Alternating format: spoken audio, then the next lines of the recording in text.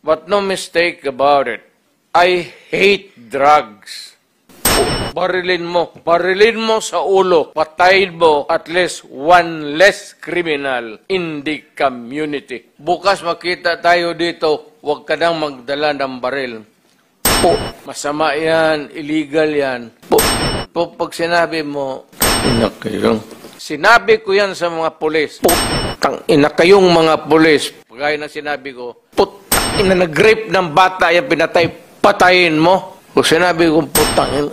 In the moment of outrage yung, putang ina, trabaho kayo dyan. Do not give me that shit to putang ina. Sir, ito, prangkahan. Nagagalit talaga ako. Putang ina. Allow me to use the word. Sinabi ko talaga sa kanila, putang ina kayo mga polis kayo. Huwag kayong pumasok dyan sa droga. Sabi ko, putang ina, huwag kayong pumasok dyan. Let's say kayo. Kasi sabi ko, papatayin ko talaga. Putang ina, pag nakita ka, patayin kita. 24 hours, sabihin mo sa putang inang pulis mo. Putang ina, ako mismo ang papatay sa inyo. Huwag na lang yung pulis. Kawawa yan, wala yung Huwag ninyong patayin ang mga pulis ko. Kasi putang ina yung pamilya ninyo.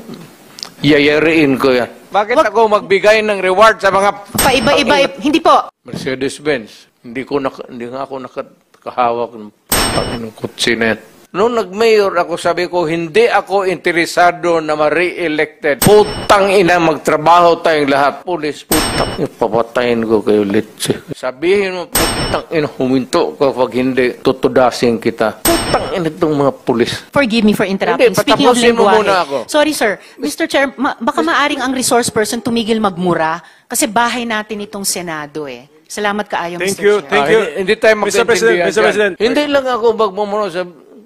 Okay. Kaya bigyan pa ako ng pagkakataon maging presidente, ubusin ko talaga kayo. Puro kahoy pa yan. Kasi sa mukha mo, putang ina, umalis ka dyan sa trabaho mo.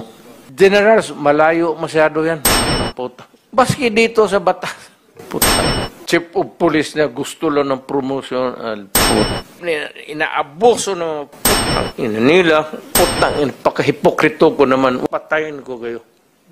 Putang ina ninyo. Huwag tayong umalis dito sa Ma'am, presidente ako. Nagagastos ako sa gobyerno. Bakit ako magbubuhay sa mga putang inang yan? Nagtataka ako hanggang ngayon ang Justice Department hindi pa nag-file ng kaso hanggang ngayon.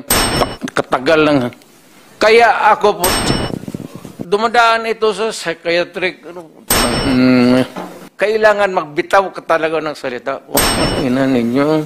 Either patayin ninyo ako o papatayin ko kayo. Putang ina, huminto kayo dyan. Detse kayo. Tangina, yung sweldo niya, hinto na yan. Pero yung mga pulis na gago, Can I, okay. Putang ina, trabaho mo yung magpatay tapos magkubra. Putang ina, kang pulis ka, may problema ka sa akin. Putang ina, walang gasolina yan. Tapusin natin itong putang inang problema ng Pilipinas.